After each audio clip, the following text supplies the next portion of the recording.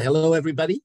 It is time for Greenhouse Chat, and Dr. Mirza and I enjoy doing these chats and talking to all of you. But we want you to know that the advice we give or the advice that other growers give has to be taken as responsible adults. So you'd have to make sure that you test things that before you go all out, on a recommendation from any of us. And we are not necessarily, we don't endorse one product over another. We give suppliers an equal chance to chat with us and talk to the growers.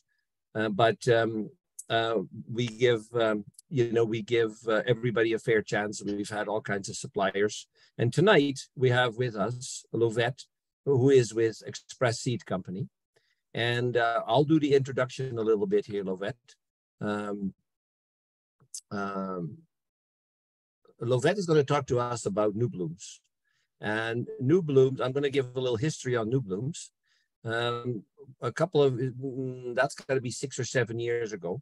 Debbie received a phone call from a gentleman named Chris Berg. And Chris worked for several different supply companies, but his main business is the making of catalogs for horticultural companies.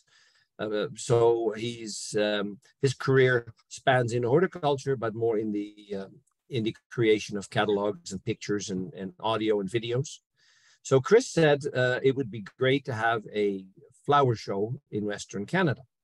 The closest one that we have as a trial site is Simcoe, Ontario, and it is not easy to get there, and it's far away from all of us, and it might not work. So, but conditions are also different in Ontario than they are in Alberta. So a flower show was created, and Chris helped us with the logo, and he helped us with the name, and it was called New Blooms. So Debbie said, well, I don't mind doing new blooms, but I can't grow all this stuff. So I was contacted and was asked if we would grow the plants for new blooms. And I said, sure. So it's a three-way working relationship between Chris and Debbie and myself. So Debbie's greenhouse lends itself very well for displaying this product. So we moved the stuff from our greenhouses to hers, display it, and invited everybody to come to New Blooms. So for the first couple of years, that went great. We had speakers, we had lunch, we had all kinds of things, and then COVID came along, and we decided to still carry on. Debbie and I still decided to carry on, but it was tough. It was hard for growers to get there, and it was uncertain times for all of us. So since COVID, we're trying to regain the popularity of New Blooms the way it was prior to COVID. And we know that people have choices. Since COVID, they have decorated their lives differently. They have partitioned their life differently. But we're hoping that we can bring some new life to New Blooms. And so what we did this year is we contacted Express Seed Company and said, how can we work together? And Lovette was asked by the company. She's one of the employees. She is our sales rep for Alberta and Saskatchewan. And she represents several breeding companies. Express Seed represents several breeding companies and has brought some new genetics to the table. So currently we have many different varieties and species growing at high-Q greenhouses from a couple of new breeding companies who are very interested. We're very interested in doing this. So over the past year, I would say, Lovette and I have, and Mike Chow from Express and Debbie have spoken many times, and New Blooms is really getting some shape. So I will turn the table over to Lovette, who has some slides for us. So Lovette, if in the bottom bar, in the bottom menu bar, you see a green button that says share screen. If you click that, then your desktop should show up, and then you have to have your PowerPoint on your desktop. Okay, I do. Okay, good. So then if you share screen.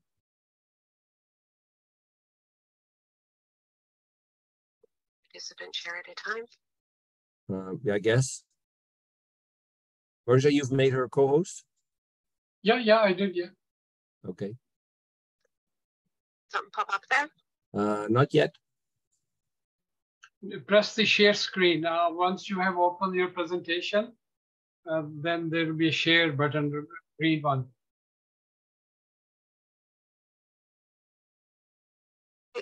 Share on. Okay. Which screen do you want me to have it on?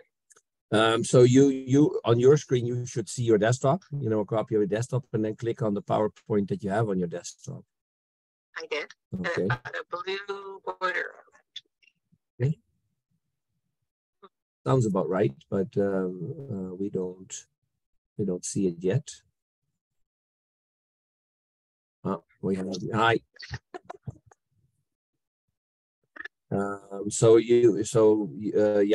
We just see all the pictures yet from everybody that's here.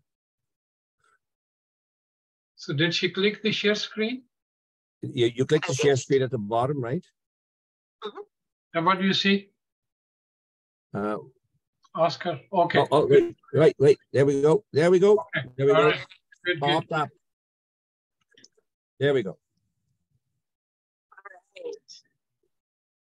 Okay, so thank you very much for having us. And like Michael said, we've been working on this for a while to make sure we can have a really good show. Can you guys hear me okay? I'm sorry about the mic. Yeah, we could hear you. Yeah. Okay, I apologize for that. It's been an issue all week. So anyway, I'm really excited to be doing this, and everybody actually was really excited to be doing this. As soon as we were finished going over everything with Michael and Debbie, and we contacted our suppliers, and they were thrilled to be able to come out there. They are, excited about the whole market. They all want to be more involved in our prairie market, which, working in the prairie market for so long, and I know all of you being in the prairie market, that's, nice to hear.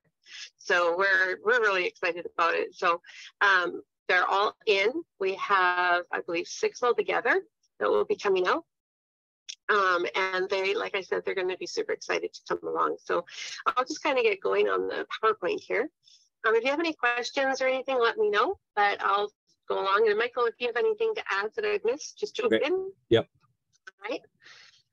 So Express Seed, one of the things I noticed when I came out here, so some of you might know me from other companies coming into the area. I've been working in the prairie market for, I'm going to say 25 years. It might be higher, but I'm going to be dating myself. So that's as far as I'm going to go. So I've kind of worked in your area a lot. So I totally get the issues and special circumstances that we have out there. So one of the things I did find, though, is when I came out there, is there were a few people who didn't know who Express Seed is. So part of that is we have been up here for 9 years or so, but we haven't had staff to be able to go to everybody and offer, our genetics and our suppliers. I thought I'd give you a little bit of an overview of what Express Seed is. So basically, we're and we offer all kinds of inputs into Canada and the US. We have well over 100 supplier and breeder partners, and we're a full service broker. So we do seeds, all varieties of seeds, annuals, perennials, etc. Unrooted cuttings, and that's herbs and perennials and annuals. And we have the suppliers, which some of these you can see, Danziger, Syngenta, Beacon Camp, Cicada, Westhoff, and a lot more. And they all bring stuff in from clean stock farms in Mexico, Central America, and overseas. Berry tissue culture and liners from premier suppliers. So we cover it all, and we like to say we're a one-stop shop. So we will be able to supply anything you need. So I'll just give you a little bit of an overview. We are growers for growers is what we like to call ourselves. We've green circle growers, and we became Express Seed Company as well. So 2 different companies, and they're owned and operated by the Verheul family. And one of the Express Seed Company was the first broker to sell seeds by seed count instead of weight. And that was something that a lot of ornamental growers wanted. Expertise in our sales team. We have in-house technical support team. They're amazing. And we have direct and close relationships with all of our suppliers. Sorry, I have to adjust.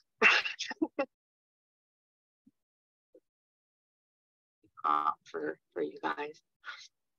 One of the things I always like to say is we don't succeed unless you succeed.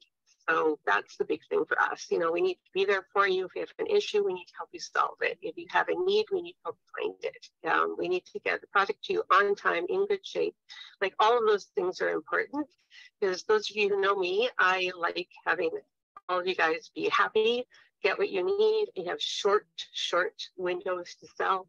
So, you know, it's really important to us. America. And we're going to bring some of that up for you.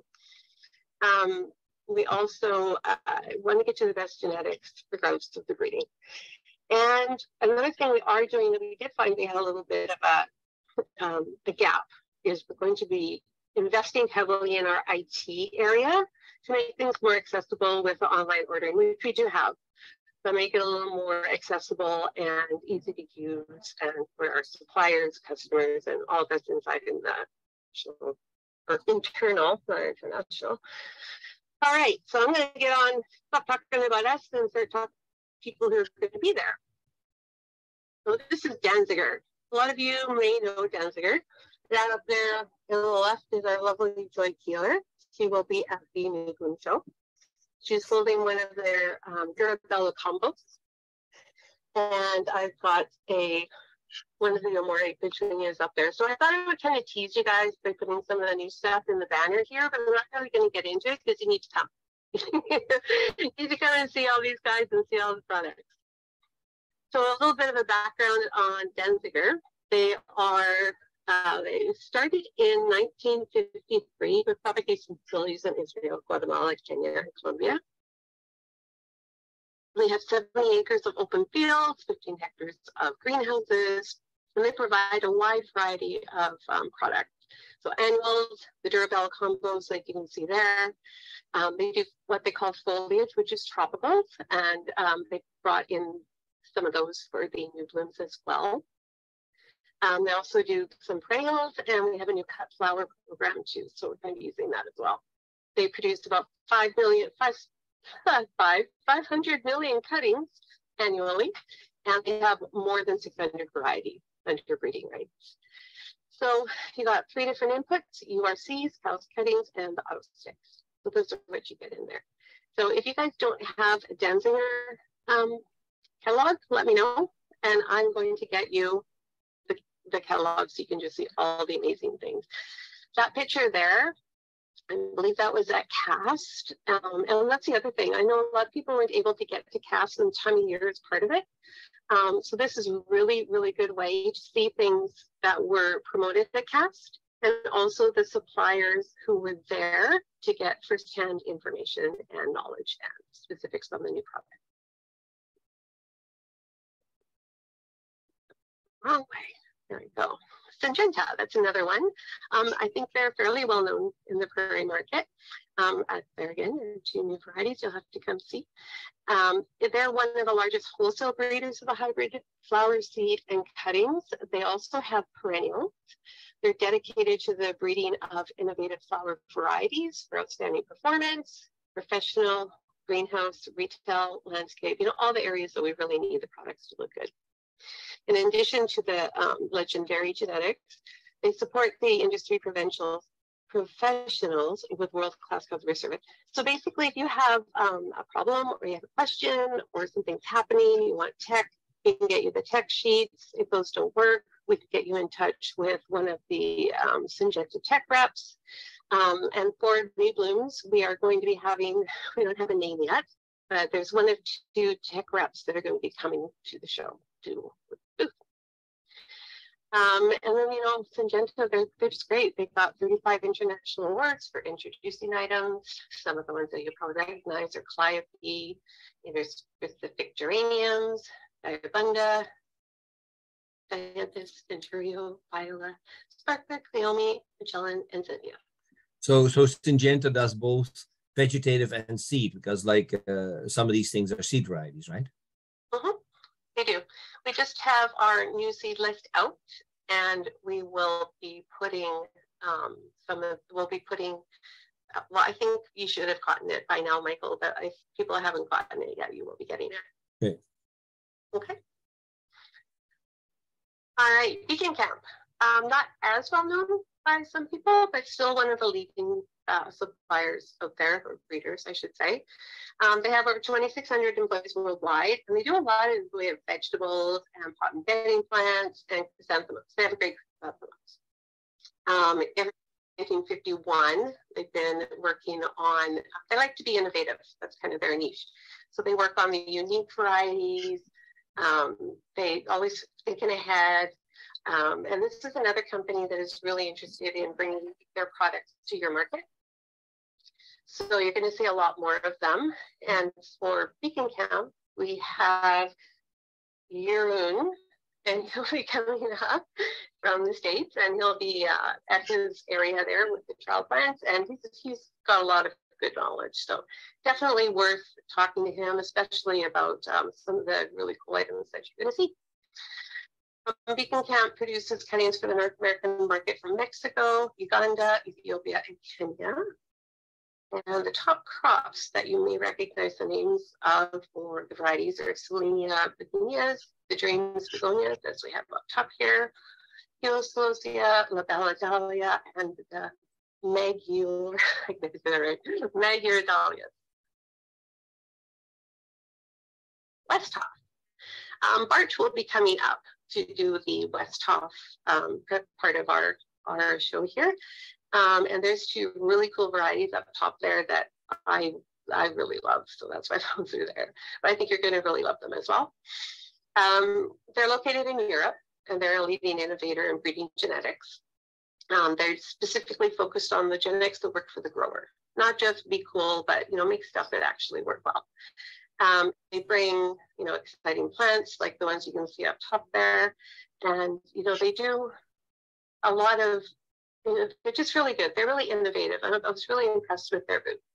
And some of the things that Westhoff is most recognized for are probably what you have heard: Crazytunias, Lobelias, and Camellian calibricolettes. Now, PAC is a breeder as well, and they're working with Westhoff in the North American market. So Bart will also be speaking to some of these items, and I know that those have been brought in. Michael, you ordered some of those up as well. Now, their goal is to do strong, uniform, persistent varieties, and they follow through. They want it to be a good production plan, and it's going to work for a long time and work with the customer. And they also are really supportive of healthy cuttings, and they take all of their cuttings from their mother plant locations of Kenya and Portugal. They also have a production nursery that is 6.5 hectares of high glass area. They got young plants, and we finished it as well in there. And some of the PAC varieties you may know the names of are Darko and Elano geraniums. They're a really great geranium breeder. Think plants. So Think Plants isn't a supplier per se. They're well, it says there, think perennials, think supply chain, and think quality. So they focus on perennials. And that's one thing I love perennials. So it's really nice to be able to see this. Here are, this is not a new variety off the left to grab, but this here is a new variety that was limited this year for its seed variety. And you will see more of it this coming year. It's just beautiful. So Think Plants is basically a group of independent, well-established breeding production companies. And their whole mantra is creating a breeding and marketing community with unified message. So you got to have first-class supply chain and to create fantastic mix of leading genetics. So each participant in Think Plants for the highest quality products, and they always go to the industry's most capable producer. So the forms for Think Plants are bare root, liners, URC, and Z. some of the things are partners. There are quite a few, so we can list them all. But their names again that you know: Syngenta, Denzinger, Capitine, Unix, Terranova, Kiwiflora, Plants Management Australia, Royal Van Zanten, Monrovia, and QC. And we also have rooting partners or think plants, and those would be DeVry greenhouses, Lindwell greenhouses, which is actually brand new, coming up this spring. James, Gully, Green Circle, Creekside, and Head Start. DeVry Greenhouse, this is new for us. I'm sure many of you know that name. And they are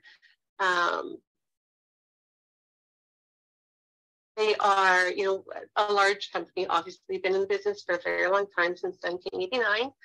They have multiple locations: 31 acres in Chilliwack, 15 in Sunaz, 14 in Langley, and 30 in Pitcher Butte. So they've got about 90 acres combined. And this year, DeVry has come on as a root and cell station for us, and they supply young plants from their Pitcher Butte, Alberta. Now, I was really excited about that because they are, you know, they're grown in Alberta, and they're grown in Alberta, and they ship from Alberta. So I'll help with everything that we need out in Alberta. So that's that. And that is the end of the presentation. See, I lost it, so.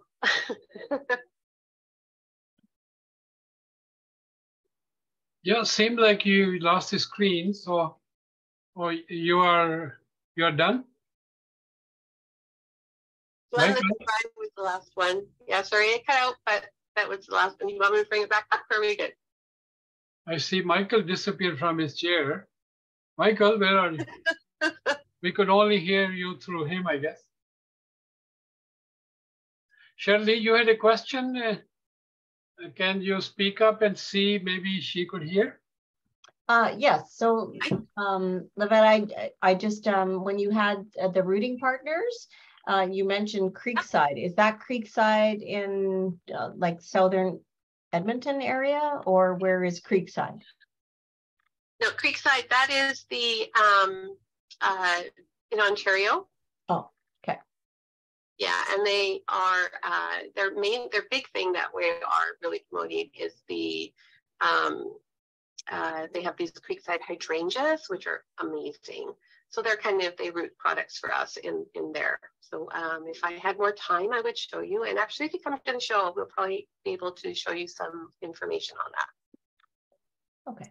I know it's not Creekside. You're thinking of the one in where's he, Spruce Grove?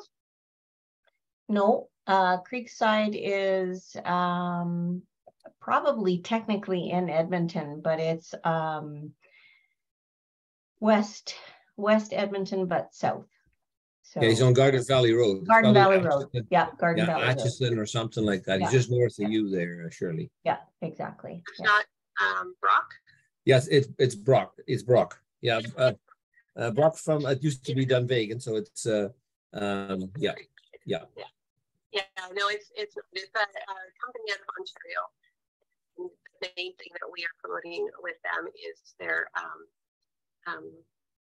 hydrangeas. They have these absolutely gorgeous hydrangeas that change color. They're amazing. They change color, different, you have the pot hydrangeas, and they've got a couple that are about a zone 5 that you can put in the ground there. I'm going to trial some out and see how they go, but that's the Creekside that I was referring to, yeah. And so, sorry, can I just ask one more question? Okay, so I have ordered products from Van Wingerden through someone else, but so I could order Van Wingerden liners, for example, through you, Levette? Yeah, so were you ordering them from the Green Circle in Ohio? Do you know where they're coming from? I don't know. I use, I'm full disclosure here, but I was using Dustin Morton. And so has always been my link to Van Wingerden. So yeah.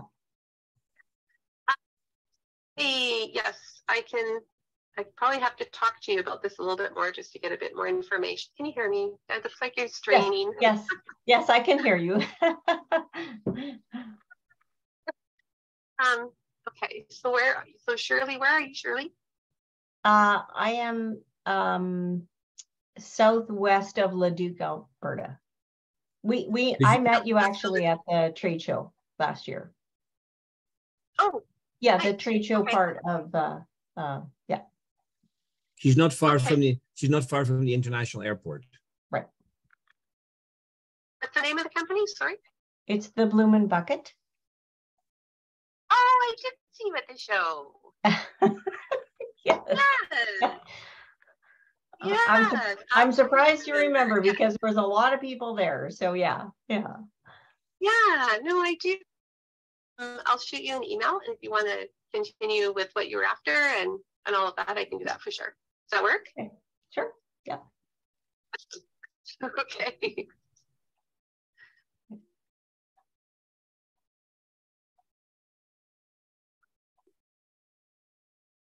Everybody's so quiet. I know, like what happened? Yeah. So I saw that Debbie joined, so I gave a little bit of history, Debbie, on the on New Blooms, how we started and how we got Express Seed involved. So, and that the displays are going to be at your place, and kind of like how we've done it even through COVID. Must be good. Okay. Yeah. So yeah. So I mean, this is also a recorded session, so there will be a lot more people that are going to be watching this later on. But if you wouldn't mind putting your email address in the chat, then whoever would like it, can copy it, and then we can see that there. Yeah. Just saw, Shirley, your note on the Selenia begonias, sorry, and totally doable. I can get you that as well. You'd like to make people happy.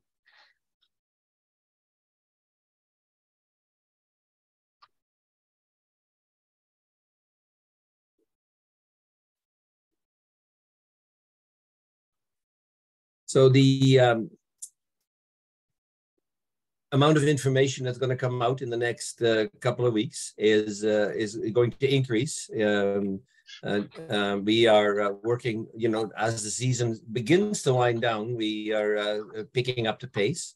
So that everybody knows, the New Blooms in Alberta is June 30th. That's what day of the week is that? Friday? It's Friday. Yeah. Yeah, Friday, June the 30th. And we've got a campaign planned where we're going to be trying to, send you as much information as we can, get everybody to save the date, on this event, and June 30th. So what's going to happen during this year's New Blooms is that we're going to give the 4 contributing companies each a few minutes to talk about the company and that, and then wander around, and then they'll probably be in the section where we have their plants, and then you can move them, take them away. You can ask them questions. They'll probably take you over to something specific, if they need to, and hopefully it'll be an all-day event, say from 10 till 3. So, and then we'll serve some lunch, so then it should be a really cool event. Debbie and I have hired a person that we're going to work with that's going to help us promote it. Her name is Carrie, so you might see her name, appear so once in a while. And Carrie is quite good with social media and promoting things and organizing things. So I think that we've got the right people in the right place. And it should really be a successful event this year. Yeah. Michael, can you read the email so that it could be recorded? Yes. So Lovette John's email address is ljohns, JOHNS, @expressseed.com. .com. So, yeah, Warm Express as with well. 2 S's and then seed. So there's actually 3 S's in there. They're right behind each other. So one more time, L Johns, JOHNS at expressseed.com. And our phone number is 604-854-0573. Good. Okay. Well, Lovette, thank you for your time. You know, I really appreciated you joining us at such a late announcement, you know, because you and I spoke this morning, and that's how this all got going. So, thank you for sharing, you know, some information about the companies, and we're going to continue to promote this and make this a great event at the end of June. So, and then. Good. And then for any people who are in Saskatchewan, we are doing, like we have done in the last couple of years, we're doing what we call New Blooms Roadshow. And Lovette will join us in Saskatoon at a company called Central Botanical. And Central Botanical is the largest Saskatchewan greenhouse and sells a lot of stuff wholesale.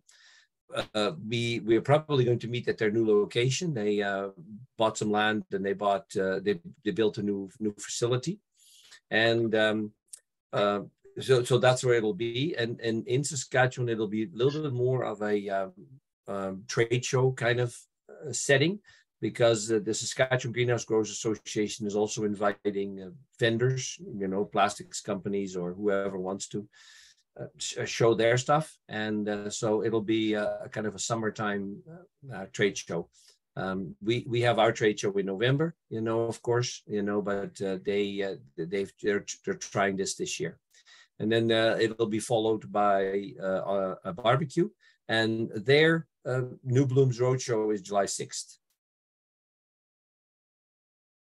So for any of you and it'll be in the afternoon. It'll be an afternoon event there. So afternoon and early evening. So I think that's a Thursday. That's right. That's a Thursday. So yeah. So Lovette, again, thanks very much, and also to everybody at Express Seed Company, thank you for your enthusiasm and contributions up to this point. We've got quite a bit of stuff sitting in the greenhouse.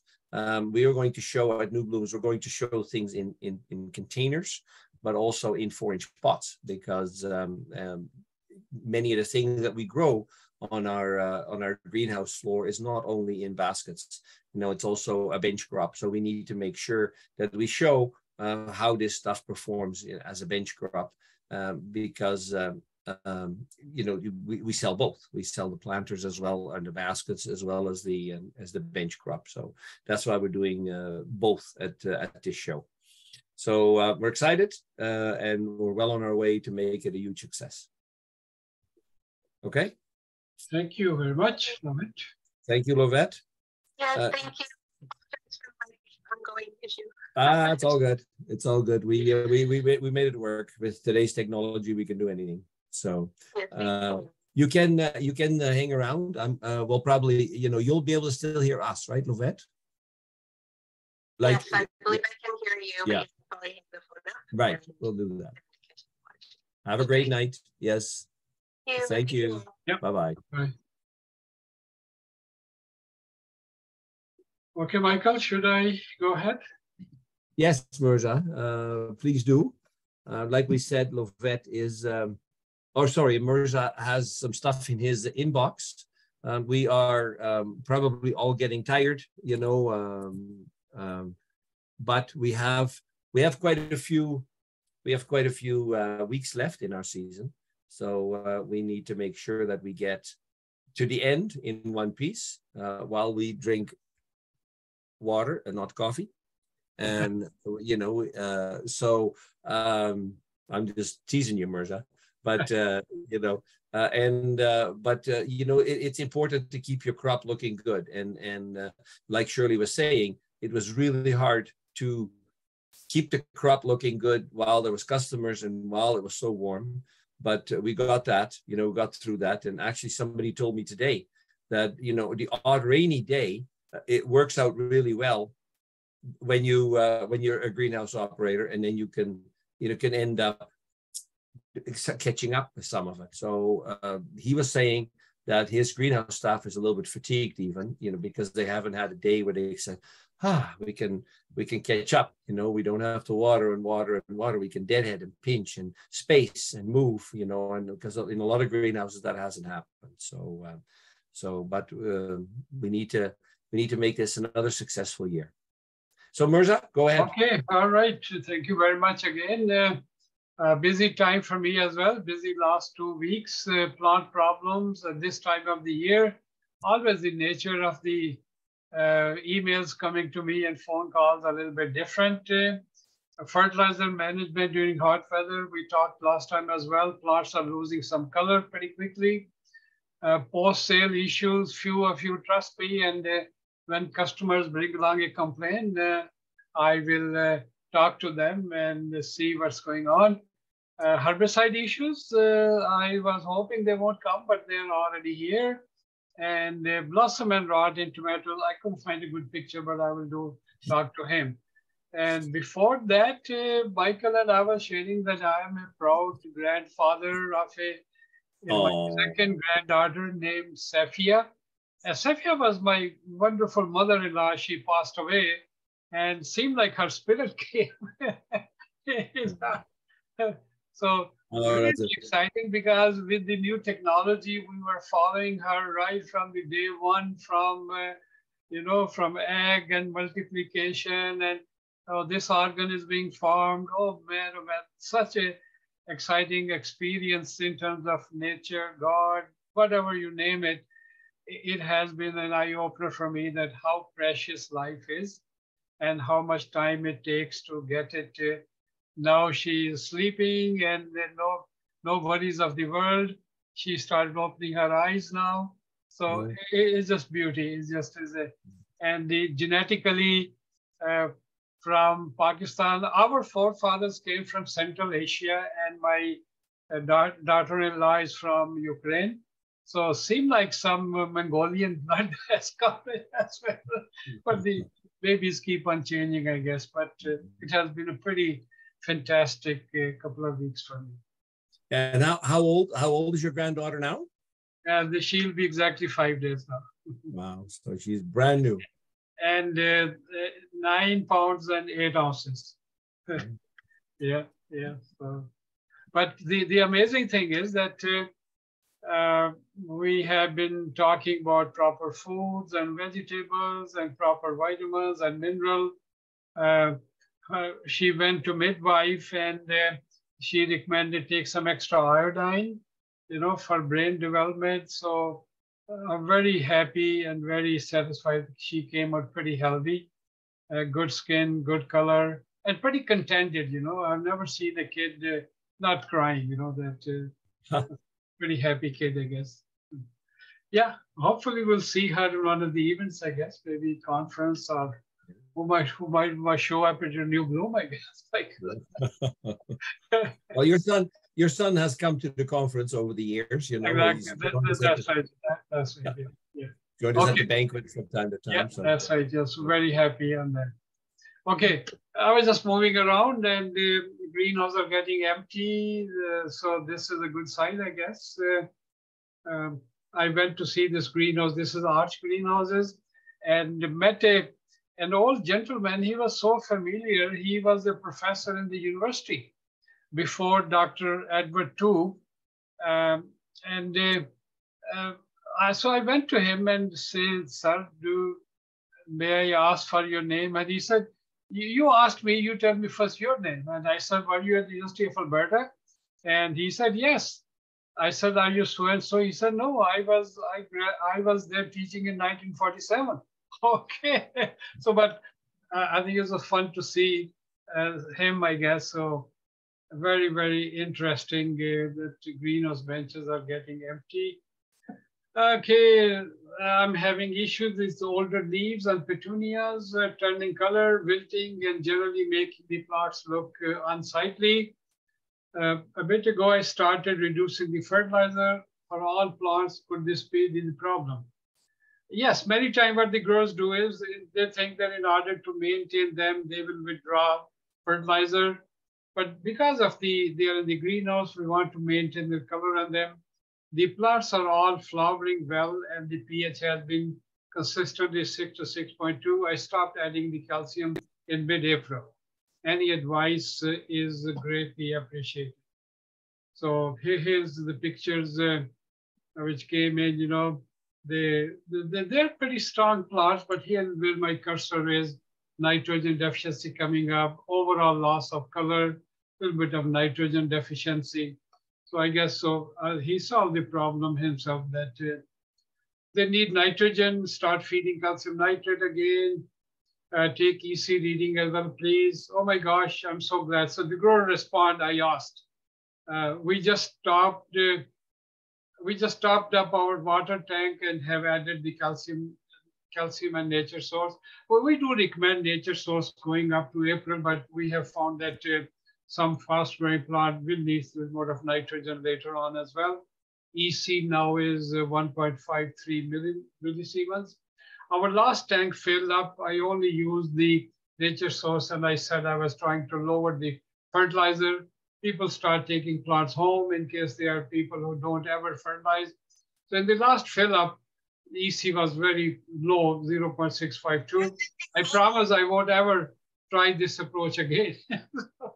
Very interesting growers. Love these growers, you know. So will any of the leaves recover, and should I cut them off? I'm so grateful on your willingness to help me and for the solution, with kind regards. So yeah, plant did recover. So we added extra calcium and up nature source a little bit. So plants have to be kept because they are fast growing. Although the growth stopped, but the flower color has to be maintained as well, especially with the hot weather. Calcium is very helpful with the cell walls, and they don't collapse that easily. Dr. Mirza, this customer planted our petunias and is complaining about some plants showing yellow leaves. Right here, you know, coming up. There's nitrogen deficiency in other older leaves and iron deficiency in younger leaves. So this was my comment. The soil pH is about 6.5. So they were planted in the soil, but generally because few gardeners try to take a pH and EC reading. So this is a nitrogen deficiency where my cursor is. This is a more typical iron deficiency because of the pH. So I did point out that give this some fertilizer, but that's where the pH subject came up. In every talk, we have been discussing pH, so I thought I will discuss a little bit more in detail. pH, again, is a tough one to understand because it is a measurement of hydrogen ions. So I'll show you a picture later on, but if your sodium hydroxide is a pH of 13, bleach, when you get the bleach solution, it is stabilized at pH 13. And when you mix it with water, then the pH drops to 6 or 7. That's when the extra chlorine comes out. So it's quite interesting how this is done. Ammonia solution, soap about 11, detergent about 10, milk of magnesia 9, eggs, blood, pure water, milk 7 to 8. For human beings, last time we were talking about blood pH has to be around between 7.2 and 7.8 for proper functioning. And whenever there's an issue of dehydration and too much coffee or sugar, our pH starts becoming more acidic. We get tired pretty quickly. And I have seen the iron deficiency as well because we don't eat much green vegetables at this time, just busy. Tomato juice start getting acidic, orange juice almost less than 4, soda pop 3, vinegar 3, lemon juice 3, and hydrochloric acid is 2. So quite interesting how this is the range we are more interested. Let me show you the next one. Generally, when we are dealing with soil-based media or soil itself, then the nitrogen is pretty stable from almost, say, 5 to almost 8.5, but that is not the case in a soil-less growing media. Phosphorus pretty stable, except after about pH of 8, it does take a dip. Potassium generally pretty good, you know, all across the pH uptake. Start going lower at about 6. Calcium, magnesium also pretty stable from pH 6 to up to pH 9, unless a solution is mixed with phosphorus, then some precipitate could occur. Sulfur pretty stable. Boron strongly affected once the pH start going over 7.5. Calcium, copper, and zinc also, they start going down when the pH start getting alkaline. Molybdenum also, and iron and manganese. Look how drastically the moment the pH start going over 6.5, their uptake is very seriously affected. Fungi are pretty stable there, so. But once Mirza, so yeah, okay, so this is the, on the next slide, you show the availability. Okay, yeah, sorry. So, yeah. Inside less growing media is more sharper. See, nitrogen is pretty stable from about 6 to 7, but then about 7.5 start going down. Phosphorus uptake, it looks like similar to soil, but right about here at about 7.5 to 8 is seriously affected. Potassium is pretty stable, sulfur pretty stable, calcium pretty stable, magnesium only at high pH. Look at the iron. This is what I show you. Pretty stable, higher uptake. You know, if our pH is right here about 6, it's pretty stable, but then the uptake, see our growing media. So look at when the pH start going over 7, uptake is seriously reduced. See, same thing, manganese, iron and manganese. Most of the time, those deficiencies are together. Boron uptake is higher at low acidic pH and start taping off here. And then copper and zinc are also, they start going into deficiency range. Root to shade ratio, I showed last time as well. Again, some pictures came in.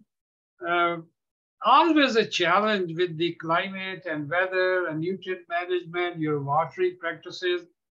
When your plugs come in, sometimes we don't pay attention that if, for example, plugs have come up and they are not well rooted and you have to dig them out.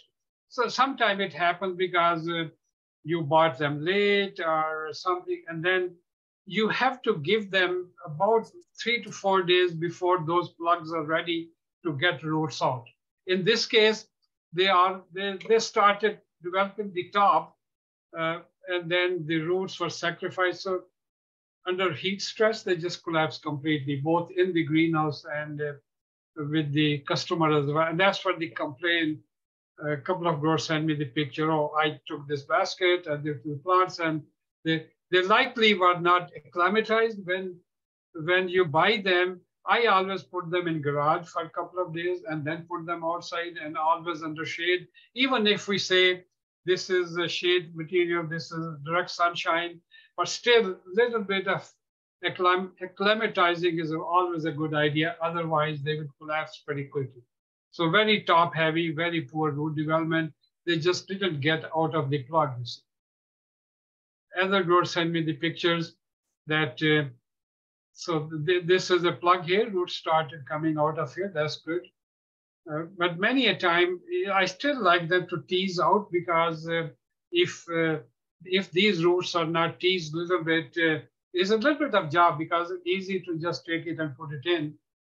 So look at on the left side, the roots were not well developed, so plants started becoming more generated. So some precautions have to be there. And this is a recent picture, leftover plants, heat stress. Whenever they start stretching, big internode, this means the day temperature has been going pretty high. A little bit of bleaching could occur on the flowers as well. So wherever possible, putting them under shade cloth will be a good idea. Some people will shave them off, cut them off and let them regrow, but wait for 3 weeks before they're ready for sale. I saw these cucumbers in the local store coming from one of our growers, and I already sent them the picture that the plants, the cucumber fruit is yellow, and look at the spotting on them. They are not, so this is a typical cucumber green mottle mosaic virus. So generally, they should have picked up these plants. these things earlier, but I did find them and did alert them, you see. So, and the growers like me for that, that I'm not complaining, but telling them, hey, this is what I found at a store here, so take care of them. Tumbler tomatoes, really pleasing right now. Lots of flowers on them, and I know every year I get over 400 tomatoes on them. Really, they are grown at cooler temperatures, so really very good flowers on them, you see, so really like them. We have talked on injectors before as well. My good friend Glenn Sweetman sent me this picture just the other day that his story was quite interesting. He said, this is a tomato grower, new one. I went to the greenhouse. He said, when I went first, not during this picture, everything was good. These were lined up properly in the series, not like this. But second time he called me that his tomatoes are showing some deficiencies.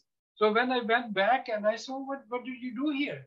Why did you change the setting after? Normally all these injectors are in line.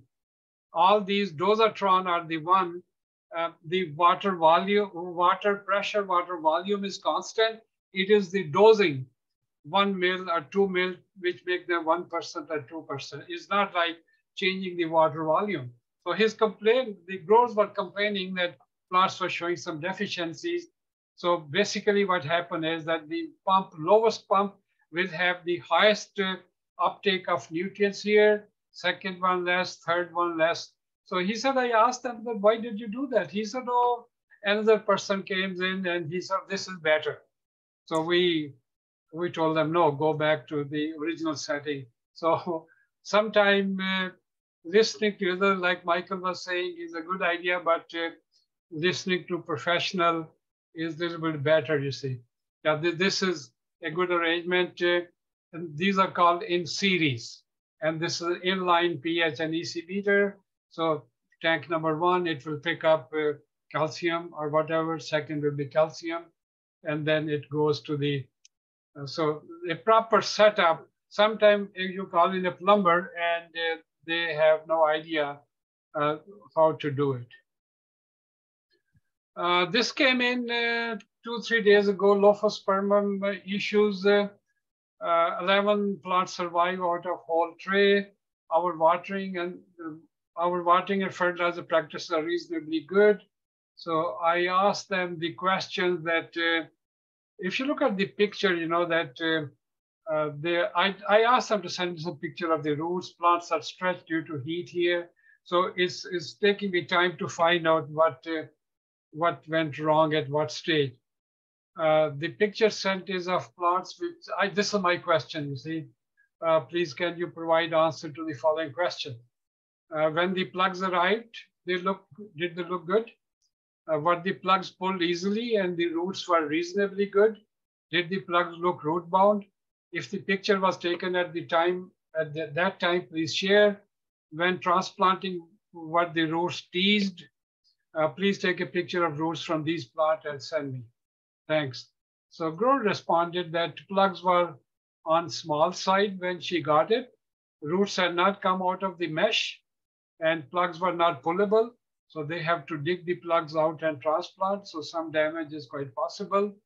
The plugs were not root bound, so we didn't tease them. So more pictures are being sent. So tentatively, Mai said delayed rooting because plugs were still in early stages of root development. That's quite possible. From the picture, it looks like there may have been a heat stress on them as well. So whenever roots are not that well developed, you especially look after them at that time. Take early pictures. You have to inform the supplier as well. So those things have to be done just to see what's, so to document that these plants were either not good or so that in this way we could pinpoint where are the problems. Okay, herbicide reports are coming in. First report came in. I didn't get a picture, but I'm using picture from last year, but reports have already come in and just waiting for some picture. The grower described that similar symptoms here, that the good looking plants, but even here, you notice that where my cursor is, you see here where those are fist type, sorry, plant, they're farming, there's a cupping there.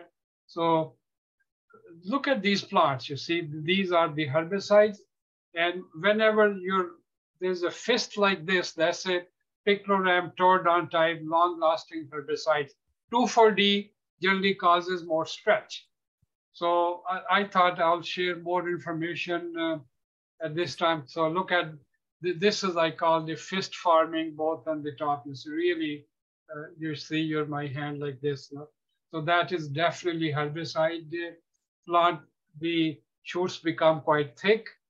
And this is definitely, and picloram herbicide is the major culprit.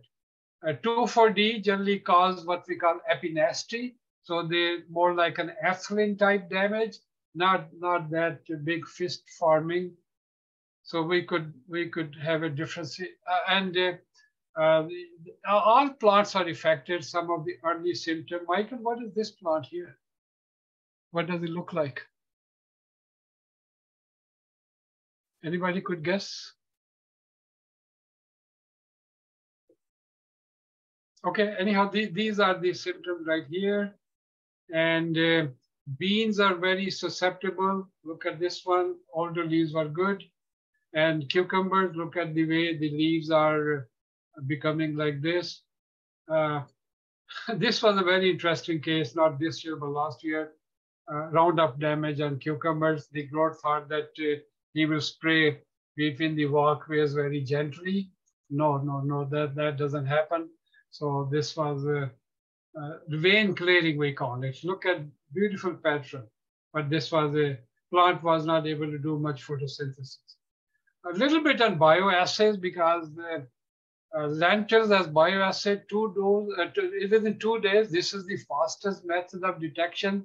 Take the lentil seeds. In this case, dugout water was contaminated.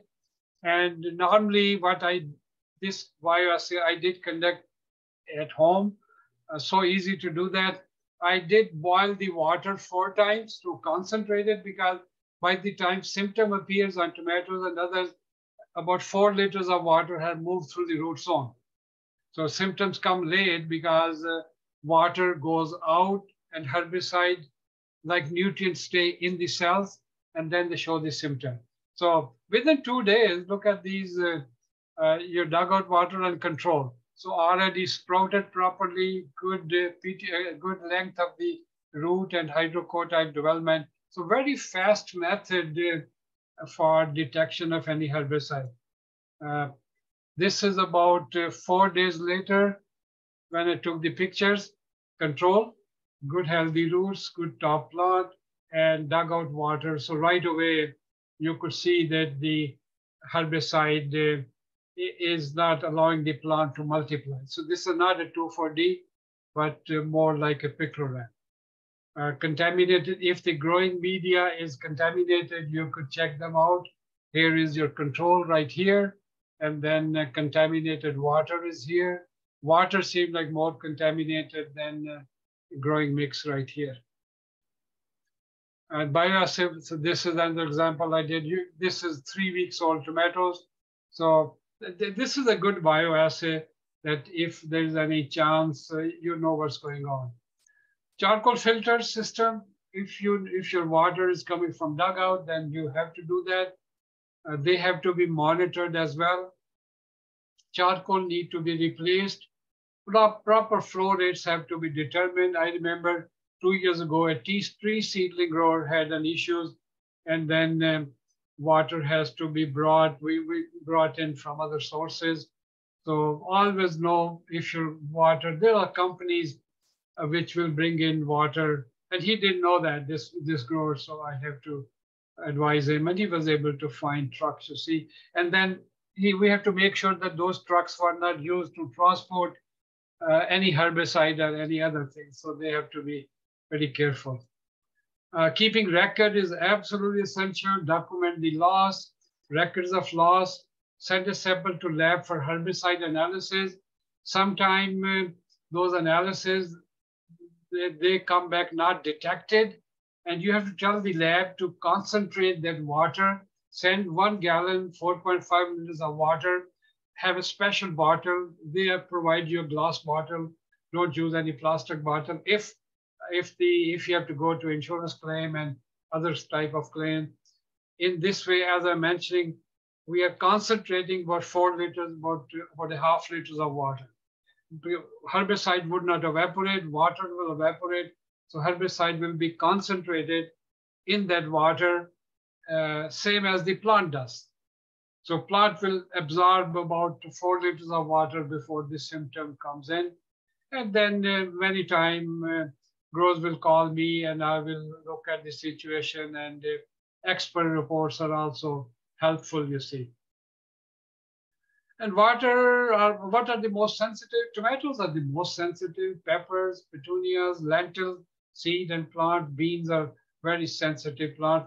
But ultimately, if you don't get the signal, every plant could be affected. What are the sources of potential contamination? Field soil, which people think is virgin, never sprayed, but the herbicide was sprayed over 10 years, very long-lasting herbicide. So if you ever use any soil you're adding to your growing media, absolutely sure that do your own bioassay, because I've seen a commercial, I'll show you a picture, commercial soil which had contamination of picloram. Water contamination through ditches. If you're collecting dugout water from ditches, then make sure your county knows that you will look after the ditches. There should be a don't spray sign, and the counties have it on their map as well. If you see somebody spraying, just run and tell them, no, no, no, this is off limit. If you're close to a golf course, run of water, contamination. I've seen few cases of that. Spray drift. The one case I came in was a spray drift, because right now you could smell 2,4-D in the air. It could drift up to 10 miles, and you should know your farmers. And if you're going to spray, you have to shut the fans off for a couple of hours. Using empty herbicide drums, 50-gallon blue drums are very commonly used, so they are cheap. If the herbicide spray equipment used for pesticide spray, that's also other source. Water tank used for transporting water carried herbicide before. City of Edmonton compost, few years ago, I saw herbicide. You have to be alert that is your crop is not lost to the herbicide. pH alkaline flower bleach due to hot weather. This picture I took from a greenhouse. So this could happen, you know, at this time of the year. Either these are leftover, have to be discarded, because growers are not, customers are not going to pick them up. Many people have seen that they will put them in a hanging basket and delay, sell them a little bit later. This is a picture from last year. Mirza, sometimes you say, you know, like if something is root bound and you transplant it out and it gets new roots and it gets, you know, then sometimes some of these things repair themselves. Yeah. So if they're root bound, then you have to take the precaution that you tease them. You see, even if they are in those plugs, you have to. So the ideal plugs is that if you're not using any parts, then the plug should be so well formed that you can pull it out. So if it's not pullable, then you have to dig those plugs out. Then this means something is not right. I mean, either the plugs are they were too early. So based on the routing, and that's where the quality control person should be pretty tight. You know, when you sell the plugs, like you have seen now that Ball and other companies now they have a quality index. You know that 100% of the plugs are well rooted. So those are the things which we just have to watch. And if there's no roots or very minimal roots, you plant them in a 6-inch pot and directly put under sunlight, then they will be under stress. So the roots are not coming out. Plant will become generative very quickly. So those are the precautions which has to be taken. Yeah, practical demo of pH required by different plants. This is a picture 2-3 years ago. So combining different pH, geranium, acid pH is not hurting. Michael, is that lobelia or what is that? It is lobelia, yeah. Yeah, okay. And my last picture came in a couple of days ago. Tree seedling. They were showing leaf edge burn and those sort of things, and fungus pythium in white spruce. It could be an issue. So we did talk about, luckily it was in few spots. So we talked about drying them out a little bit and using Sanidate or Zerotol. That's all from my side. I will stop sharing, and nothing in the chat, so that's good. Yeah, we have a few things in the chat. Shirley had a couple of plant questions. Yeah. Go ahead, Shirley. Or did we answer yours already? Was that earlier? No, I just had I have my pH monitor, and some of the plants were like the veins were still a dark green, but the rest of the leaf was going like yellow. Yeah, yeah. And so I was really concerned that maybe because I write down like everything every day and what I add and what the pH was and all that sort of thing. And so my monitor was the HANA combo monitor, and I thought it was doing fine. And then, but I thought, well, why are the plants like turning like this? Like what's the issue, right? So I actually went out and I went to Canadian Tire, yes, and I bought the hot tub pH strips, which I thought at least I could compare to see if the HANA meter was off, right? Okay. Because sometimes I would put the HANA meter in and it would tell me, you know, my pH is 4, and clearly I know it's not 4 because I just got, you know, we just went and got water from Devon, which is usually 7 or 7 plus. So I was in this like massive, like, okay, so what's happening to the plants, and is my meter off, or like what's happening? So I ended up with some plants that, now that I see your slide, maybe they look like they were just bleached out, but you know, I can't sell them. They're in the back. So you're right. But generally, if the top growth, young leaves, you know, they are showing vein or green, interveinous area yellow, that's definitely iron and manganese deficiency. But 100% of the time, it is a pH issue. So pH is over 6.3, 6.4, 6.5. So okay, so I need a new meter then. then. If is not working, then but plant is definitely telling you that, and we have talked that when plant is actively growing, they change the pH towards alkaline side and cause iron deficiency. When plants are mature, roots are deteriorating, then pH will go more acidic. It will go more like 5. And then remember, in one of the chat, we talked about geraniums. They are more sensitive to pH. So if the pH start going below 5.5, they start showing iron toxicity. That's not the symptom I'm talking about. If there's an iron deficiency in geranium, the symptom will exactly be like, and the pH will be on the alkaline side. So okay, pH meter, so yeah, sometime you have to calibrate them with the buffer. Once a week, you have to do that reading. But trust your plant knowledge more than when the pH meter is a confirmation. Okay. Shirley, how old is your pH meter? I got it last year. Okay.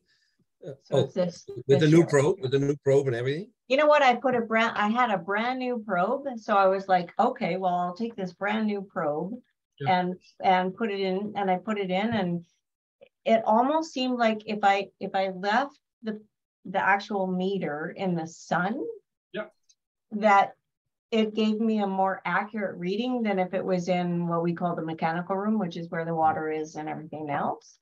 Yeah, because temperature will affect EC and hydrogen ion concentration. Absolutely. I have another question, Shirley. when it's not in use, do you have the meter or the probe in a solution? You're Yes. keeping it wet? Okay. Yes.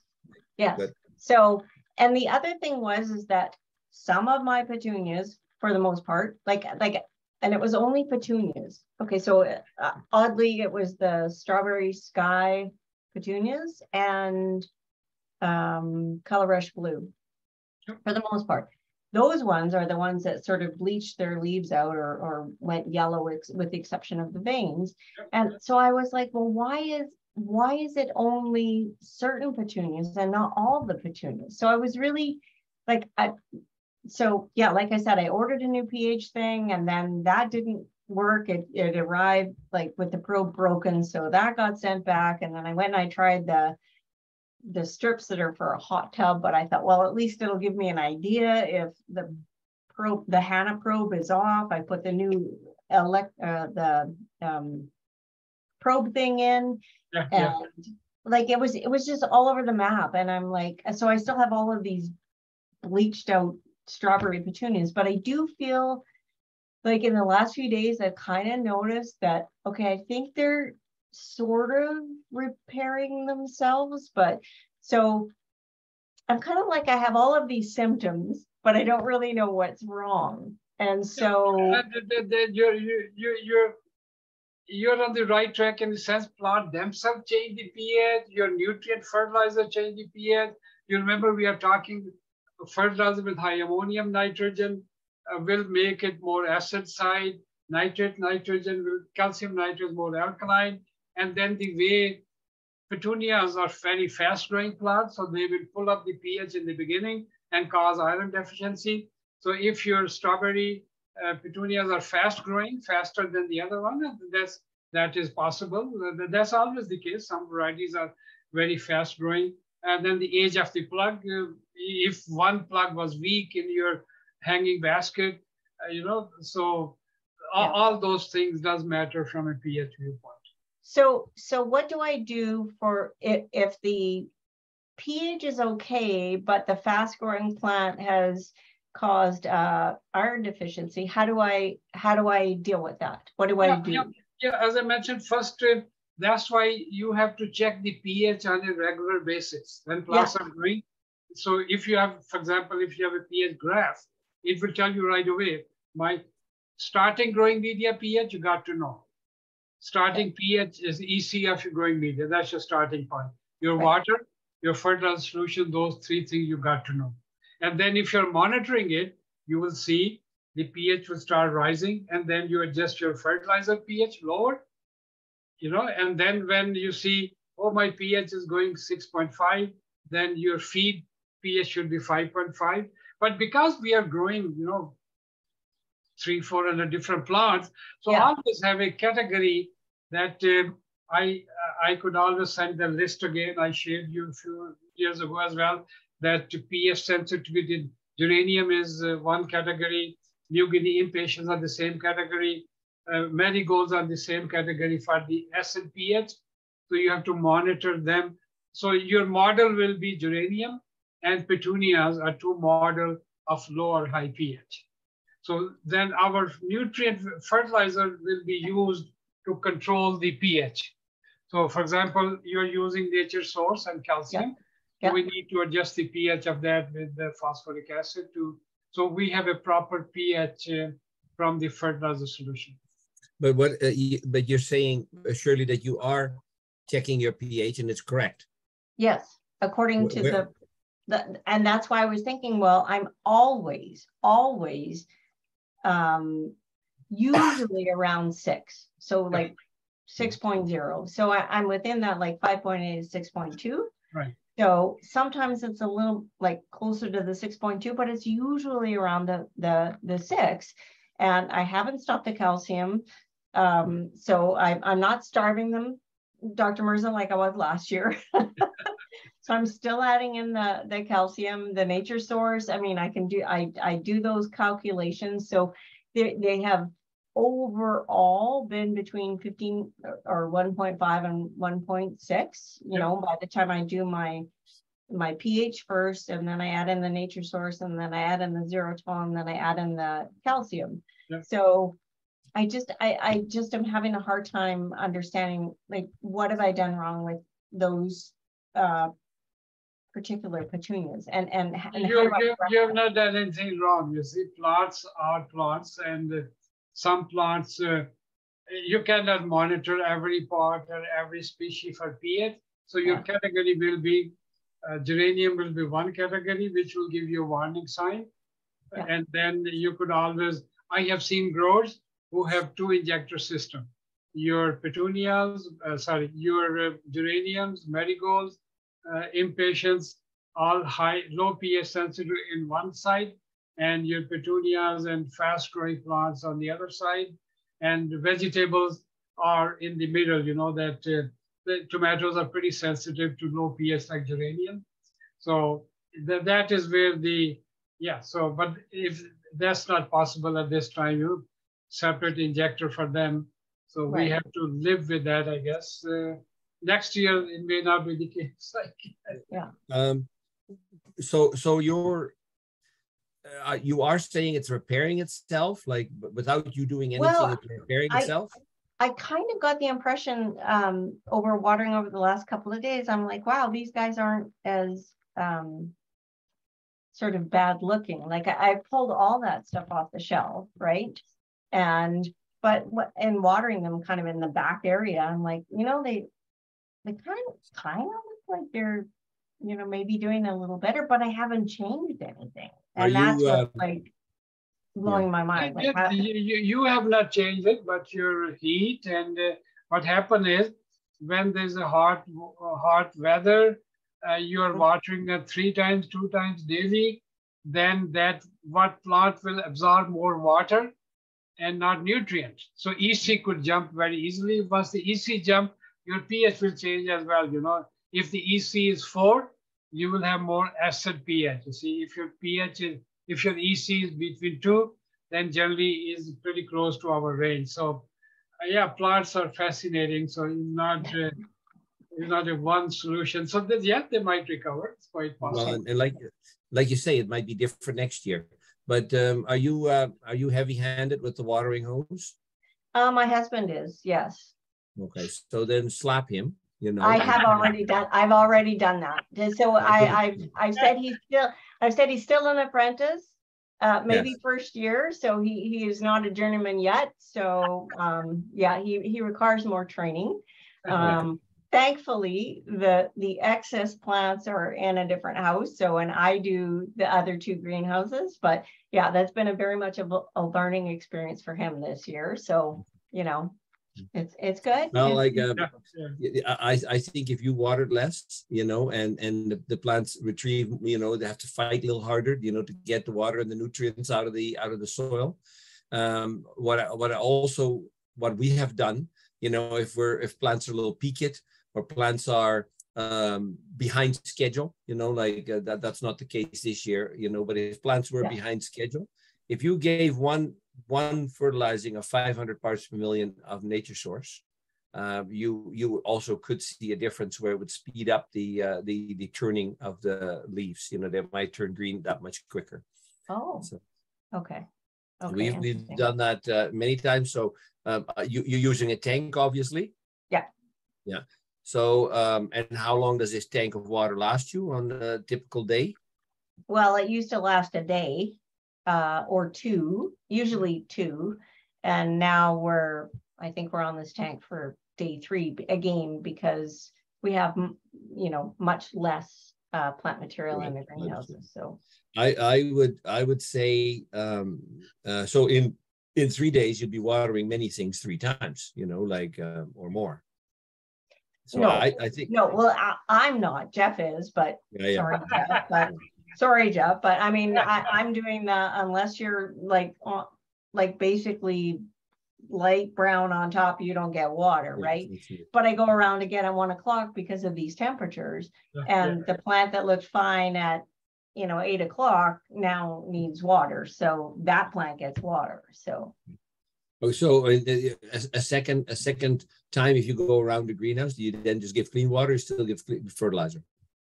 Oh, from the same tank. So it's got the fertilizer and the calcium and all the rest of it in it. But just, you know, when I go around at like 8 o'clock or 9 o'clock in the morning, it looks like that in the 2 greenhouses that I'm watering. It doesn't look like that plant needs water. But a couple of hours later, and the sun is higher in the sky and the temperatures in the greenhouse have risen, then that plant needs water. So some plants are getting watered early in the morning and some plants are getting watered like midday because they're telling me that they need water. Right. I think if you're onto a 3-day schedule for your fertilizer, make half a tank the next time. Double up on the nature source, and you know, keep everything the same. You know, other than your nature source, double up on it so that you're a day and a half, 2 days. You know, on that regime, so that everything has had 1 or 2 applications. ¿Solo de Gran Prairie arriba o otra? No, solamente de otra mismo. Yo necesito cambiar de camión. ¿Solo Gran Prairie? No, yo necesito cambiar. Sí, para carro ese, solo Gran Prairie, no otro. Yeah, no otro. Exactamente, nada. Okay. Yeah, nada. Oh, sorry. Then I would say a day and a half, you know, 2 days, everything will have had 1 or 2 waterings with the 500 parts per million of nature source. Yeah. You know, and 500 parts per million is 4 milliliters per liter. Okay. And why I'm saying that is that I had another grower that said, you know, I feed 250 parts per million, like you said. And I said, oh, well, how much are you putting in? You know, so then she told me, you know, because she was doing bucket chemistry, that she would dump in a certain amount. And I went like, oh, you're only fertilizing half. So, you know, if somebody says, I would like people who use nature source, you know, to just quickly revisit the fact that if 250 parts per million is 2 milliliters per liter, if you're actually adding 2 milliliters per liter, you know, we're humming along 250 parts per million to it, but how much is that? You know, Mirza had a couple of weeks ago, he said, oh, this grower was doing like a cup, you know, they were saying a cup, you know, like a coffee cup. Yeah. How big is the cup? You know, so you know, let's just revisit it once. For 500 parts per million, you're putting in 4 milliliters per liter. So on a half a tank, you'll be able to do the math pretty easy.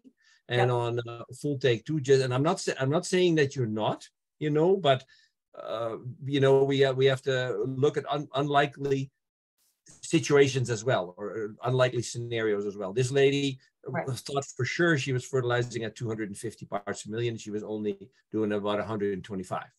Okay. So just quickly have a look at that, and then again do 1 tank with 500 parts per million, which is 4 milliliters per liter, and then see what happens. Okay. Because even at 500 parts per million, surely things are not, with nature source, things are not going to all of a sudden explode. You know, like if you gave 500 parts per million of 20 or 28 to 20, if you did that, then things would just like, whoa, exponentially grow. But with nature source, it actually just, you know, firms things up. Yeah. Okay. And then do I have time for like 2 more questions? Of course. Yeah. Okay. So another thing that's happened this year is I have this, and having said that, how I water, but you know how certain plants, when you water them, like you can't actually tell unless you stick your finger in there if they're dry or not, and that sort of thing. But when you have thousands of plants, yes, sometimes I water or drip line sort of everything. But I've had this kind of bluish, kind of green, almost looking mold on the top of some of the soil. And I can take some pictures. I haven't done that yet, but I can take some pictures and send those along to you. So, and then when those plants are actually dry, they still look like they have that mold, but when I water, and they're very dry, it's almost like you see this little poof of kind of powder. So what is that? Yeah, that's, we call it saprophytic mold. We have discussed this in one of the chat as well. This is when we use organic growing media like peat moss and premix, etc. This is a saprophyte, mean they are not disease causing, but like you noticed it, they will form a film there, and so there are water repellent properties there. So the best option is, they form a little crust, you know, on top. Yeah. It could be blue, it could be white. So the best option is just tease them up early. And if you're using, like last time we were talking about a growth, Michael, what is that water? Wetting agent. Wetting agent, sorry. Yeah. Yes. Wetting agent, that will help them. Yes. Yeah. Okay. Yeah. So a wetting agent, you know, is like Agrel 2000 or some other brand. You know, that's unfortunately it's only available in massively large jars. So, and it's rather expensive. So, you know, a few growers would need to get together, because you only need a little bit, you know, of that. And wetting agent can be added to your fertilizers to make your cocktail of fertilizing even more complicated. Surely, you know, it might be good to add some wetting agent to the tank. Yeah, and I didn't do that.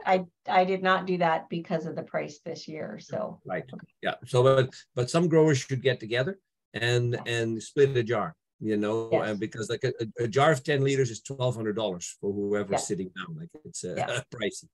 So, so you know, like if you had a bunch of growers together, you know, even a liter is $120 then at that price. But a liter would last you a long time. Yeah, exactly. You know, because Okay, third question. Okay, thank you. You have one more? Or no? But good question, good conversation. I don't think I have any more. I don't. Of course, when we hang up, I'll be like. Well, for the time being, you know, you could add a little bit of Dawn or Ivory soap. Those are two soaps that don't have any chemicals. Like, don't buy the dollar store stuff, or don't buy any of the stuff with the perfume. But both Dawn and, better yet, Ivory Pure, you know, act as a wetting agent because it's a soap. You know, and you can quite harmlessly use Ivory, you know. Very low concentration, almost a drop in a gallon. Yeah. So like like I would say in like a tea. What do you say? A teaspoon in 10 liters, Mirza?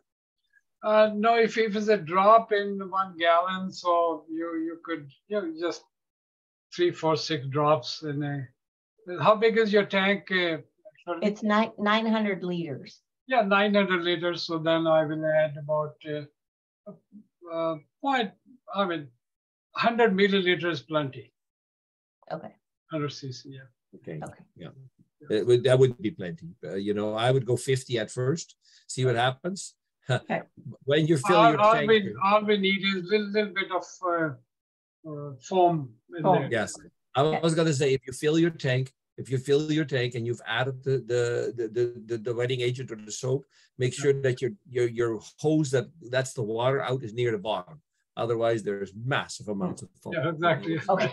Or add it, you know, or add it at the end. You know, so okay. Otherwise, you know, you'll be you know, you'll have in a bubble bath. Yeah. Foam disco. Yeah, that's right. Foam party. You're gonna have a foam party. Yeah. Okay. Thank you so much. Michael, anything from you from the greenhouse? Everything looks. We are. I'm sneaking away because we're loading trucks right now. We are pretty busy. We're shipping out things to cities and towns. You know, they usually get their summer staff at the end of May. Right. So we have another 2 weeks of heavy shipping, and then our greenhouses will be empty. Okay. Yeah. So, but. All right. Well, if there's no other questions, Mirza. Sure. Okay. So let's say goodbye then.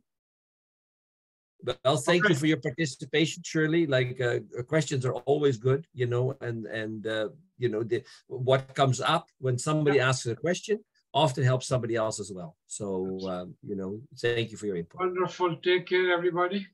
We'll talk Take care, everybody. See you in 2 weeks. Yep.